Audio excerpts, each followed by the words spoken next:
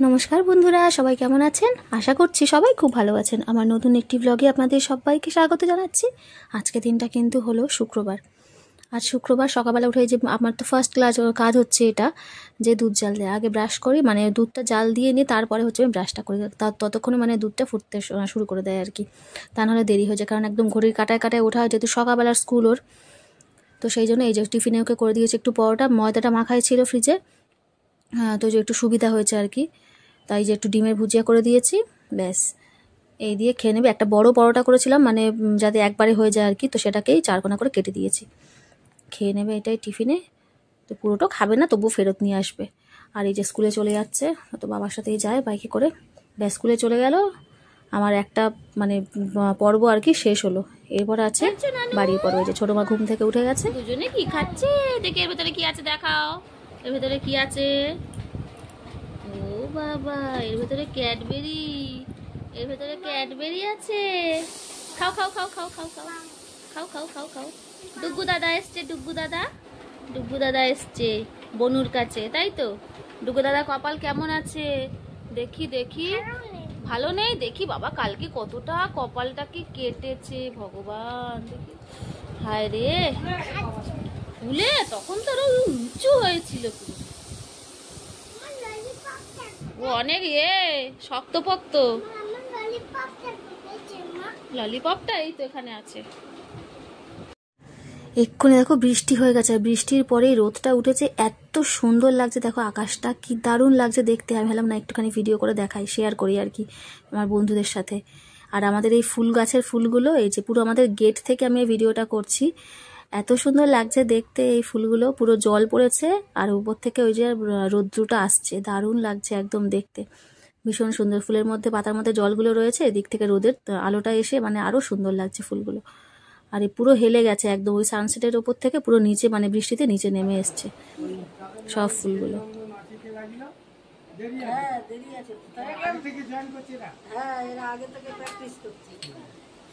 করো ডুগু, করো ডুগু, বাজাও।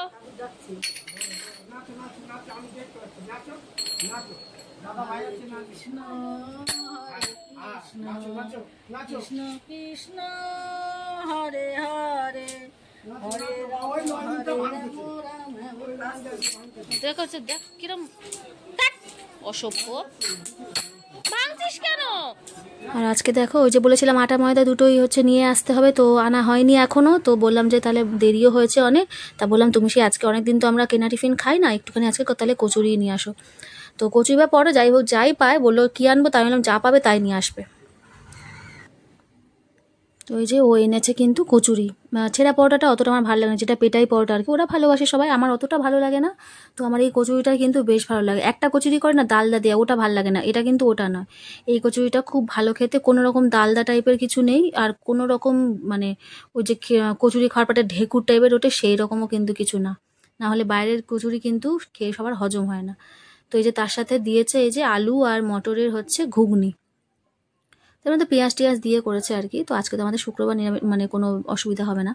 নিরামিষের দিন হলে তখন আর বাইরের খাবারটা আনতে বলি না আর কি, মানে খাই না আর কি সেদিন। তো এই যে কচুরিগুলো বেশ বড় বড়, মানে দুটো করে খেলে মোটামুটি সবার পেট ভরে যাবে। আর এই যে তরকারিটাও দিয়েছে কিন্তু বেশ ভালো, সে একদম তেল তেলে ঝোল যেরকম হয় একটা দোকানে করে সেই রকম কিন্তু নয়, বেশ ভালো খেতে তরকারিটা, একদম মাখা মাখা মতো। ঝোলঝোলও আছে, প্লাস আবার এর মধ্যে আলু মটর সব আছে, আবার ধনে পাতা টাতা সব দিয়েছে যে উপরে, টমেটো ধনে পাতা সব দিয়ে করেছে, বেশ ভালো খেতে হয়েছিল তরকারিটা।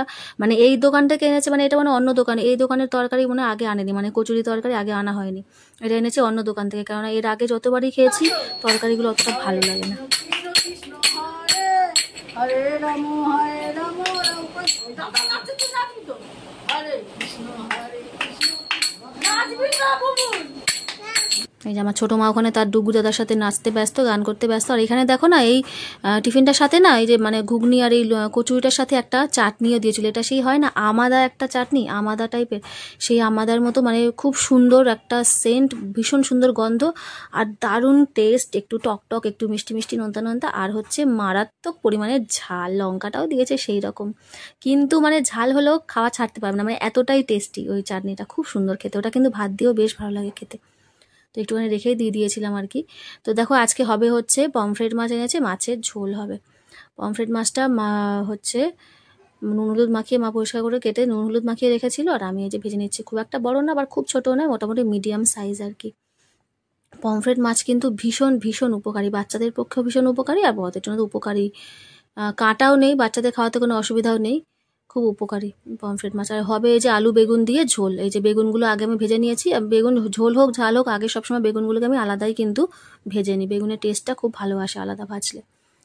আর এই যে আলুগুলোকে ভেজে নিচ্ছি, এগুলো একদম ছোটো ছোটো আলু, ওই জন্য মা একটু 2 চালা করে দিয়েছে, একটু বড় করে। ছোটো ছোটো আলু একদম 4 চালা করলে ছোটো হয়ে যাবে, তো সেই জন্য যে জল দিয়ে দিলাম। ব্যাস, আমি কিন্তু পেঁয়াজ টিয়াজ দিইনি মাছের ঝোলে, এমনি নর্মাল আদা বাটা দিয়েছি, একটু টমেটো দিয়েছি, কাঁচা লঙ্কা, নুন হলুদ জিরের গুঁড়ো, ব্যাস এই দিয়ে হবে ঝোল। ফুটে উঠলে এই যে মাছ ভাজা আছে আর বেগুনটাও ভাজা, এই যে দুটোই কিন্তু দিয়ে দেবো একসাথে। আলুটা কিন্তু দেখে নেবো আগে সিদ্ধ হয়েছে কিনা, আলুটা সিদ্ধ হয়ে গেলে তারপরে কিন্তু এগুলো দেবো, কারণ এগুলো তো ভাজাভাজি রয়েছে, বেশি ফোটানোর কোনো প্রয়োজনও নেই, আর বেশি ফোটালে বেগুনগুলো পুরো গলে যাবে, সেই জন্যই আর কি আগে থেকে কিন্তু ভেজে নেওয়া আর কি। কারণ আলুর সাথে বেগুন দিলে না পুরো একদম বেগুনটা গলে একদম পুরো জাল হয়ে যায়। তো এই যে এটা বেশ ভালো হয়েছিল। এই যে পমফ্রেট মাছের ঝোল সবসময় ঝাল খাওয়া হয়, ঝোলটাও কিন্তু বেশ ভালো লাগে খেতে। এটা হচ্ছে পমফ্রেট মাছটা গুঁড়ি কচু যেটা হয়, গুঁড়ি কচু আলু দিয়ে ঝোলটাও কিন্তু বেশ ভালো লাগে খেতে। তো ওই যে সন্ধেবেলা অনেকটা টাইম তো হয়েই গেছে, খাওয়া দাওয়া কমপ্লিট করে একটুখানি রেস্ট মানে আমার তো আর ঘুম হয় না, আমি তো বিকেলবেলা বসে যাই লাইভ করতে। তো সেইটা করার পরে তারপর সন্ধেবেলা উঠে আবার মেয়েদের খাওয়া দাওয়া, এই যে মেয়েদের খাওয়া দাওয়া বড়টা খেয়ে নিয়ে পড়তে চলে গেছে নিচে, আন্টি চলে এসছে ওর পড়াতে, ওকে আগে খাবার করে দিয়ে তারপরে আমি হচ্ছে সন্ধে দিয়েছি। সন্ধে দিয়ে নিয়ে আমি ছোটো মা এই যে এখানে খেতে বসেছি, ওর খাবার নিয়েছি আর আমিও চা নিয়ে বসেছি একটু। খেয়ে নিয়ে আবার আমি শুরু করব কাজ, ওকে পাঠিয়ে দেবো হচ্ছে মার কাছে, ওটা আমার কাছে যাবে ঘুরতে, আর আমি আমার কাজের দিকে শুরু করে দেবো। তো এইটাই হচ্ছে মোটামুটি রোজকার রুটিন চলে যাচ্ছে। তো এই যে আমার মেয়েকে একটু দিয়েছি ফোন, সে তো আবার টিভি দেখতে বলি, টিভির দিকে তারপরে কিন্তু সে ফোন জানি না, ওই ফোনটার অভ্যাস করাতে চাইছিলাম না, কিন্তু সেই অভ্যাসটা হয়েই গেছে। মোটামুটি না দিলে ঠিক আছে, কিন্তু মানে অনেকটা সময় লাগবে না দিলে যে খাবে না তা না, না দিলে খাবে, কিন্তু অনেকটা পরিমাণে সময়টা লাগবে। তো সেই কারণে আর কি একটু দিয়েছি যাতে খেয়ে নেয় তাড়াতাড়ি করে। খেয়ে টেয়ে নিয়ে মোটামুটি খানিকক্ষণ আমার কাছে খেলে, তারপর যখন 8টা বেজে যায় তারপরে হচ্ছে দিই আমার কাছে, কারণ মারও দোকানে কাজ থাকে, মাও দোকানে থাকে। তো তারপরে মার কাজ হয়ে যায়, তারপরে হচ্ছে ও আমার কাছে যায় একটুখানি।